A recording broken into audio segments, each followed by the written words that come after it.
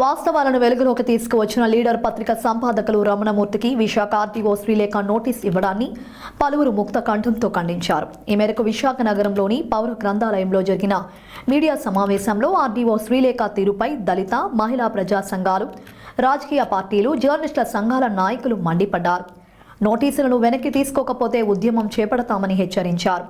భావ ప్రకటన, వాక్ స్వేచ్ఛను, పత్రికా స్వేచ్ఛను హరించే విధంగా ఆర్టీఓ నోటీసులు పంపించి బెదిరింపులకు పాల్పడ్డారని ఆగ్రహం వ్యక్తం చేశారు.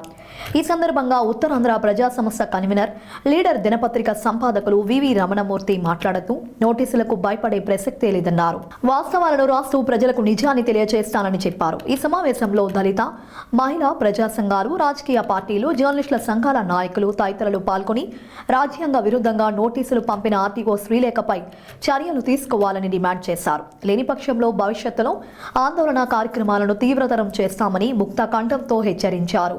విశాఖపట్నం ఆర్టీఓ శ్రీలేఖ గారు పత్రికా వ్యవస్థ మీద దాడిని ప్రారంభించారు. ప్రజల మీద ఇంతకుముందు దాడి ప్రకటిస్తే ఇప్పుడు ఆ దాడిని ఖండించిన, ఆ దాడి గురించి వ్యక్తం చేసిన పత్రికలను కూడా బెదిరించి వారి నోళ్లు మూయించాలనే ప్రయత్నాలకి చేశారు. నిన్న 13వ తారీఖు రాత్రి 9:13 ఆమె ఒక నోటీస్ పంపించారు. మన ఎయిర్పోర్ట్ పోలీసుల స్టేషన్ ద్వారా, పోలీసుల ద్వారా ఈ నోటీసులు పంపించారు. ఆమె ఏంటంటే వారెంట్, ఇది నోటీస్ కూడా కాదు, వారెంట్. 13వ తారీఖు రాత్రి 9:13 పంపించిన నోటీసులో ఏముందంటే 14వ తారీఖు మార్నింగ్ 11 గంటలకల్లా నేను వచ్చి ఆవిడ ముందు నిల్చోవాలట. ఇది ఆవిడ హుకం.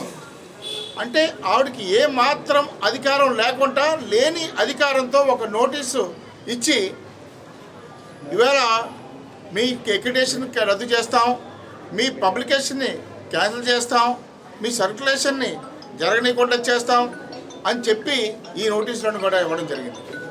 అంటే ఒక ఆర్డీఓకి అటువంటి అధికారం ఉంటే ఇవాళ దేశంలో ఏ ఒక్క పత్రిక ఉండేది కాదు. చంద్రబాబు నాయుడు గారు లేకపోతే జగన్మోహన్ రెడ్డి గారు అధికారాన్ని ఉపయోగించి ఆర్టీఓల ద్వారా అన్ని పత్రికలు ఈ పాటికే ముగించేసి ఉండేవారు, అన్ని ఛానల్స్ ఈ పాటికి ముగించేసి ఉండేవారు. లేని అధికారాన్ని గతంలో మీకు గుర్తుండే ఉంటుంది, ప్రవీణ్ ప్రకాష్ గారు కలెక్టర్గా ఉండేటప్పుడు అప్పుడు కూడా లీడర్ పత్రికని, ఆంధ్రజ్యోతి పత్రికకి ఒక నోటీస్ ఇచ్చి మీ 2 పత్రికని బ్యాన్ చేస్తున్నామని చెప్పారు. అంటే ఒక కలెక్టర్కి పత్రికలు బ్యాన్ చేసే అధికారం ఈ రాజ్యాంగ వ్యవస్థలో లేదు. పైగా ఈ నోటీసులో సిఆర్పిసి 505 సెక్షన్ ప్రకారంగా మీకు ఇస్తున్నామండి. సిఆర్పిసిని రద్దు చేసి భారత ప్రభుత్వం 7 నెలలు అయింది.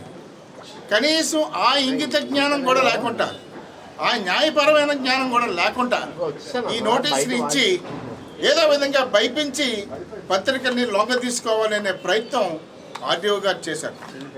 ఈమె ప్రతి విషయంలోనూ కూడా ఎవరైనా విలేకరి ఏదైనా వార్త రాస్తే వాళ్ళకి ఫోన్ చేసి నీ మీద కేసు పెడతాను, నేను అరెస్ట్ చేస్తాను అని ఇదివరకు కూడా బెదిరింపులు చేశారు. మనం రాసింది ఏంటి? మొదపాక భూముల్లో వైసీపీ గవర్నమెంట్లో ఏం అన్యాయం జరిగిందో అదే అన్యాయాన్ని ఇప్పుడు ప్రభుత్వంలో కూడా ఈ ఆర్డీఓ కొనసాగిస్తున్నారు. లోకేష్ గారికి ఈ మొదపాక రైతులు ఫిర్యాదు చేసుకున్నారు. లోకేష్ గారు దీన్ని ఎంక్వైరీ చేయమని చెప్పి ఆర్డీఓకి పంపించారు. ఆర్డీఓ గారు ఏంటి ఎంక్వైరీ ఎవరు చేయించారు? ఎవరైతే ఈ తప్పులు చేశారో, ఈ మొదపాక భూముల్లో ఎవరైతే రైతులకు అన్యాయం చేశారో అదే తహసీల్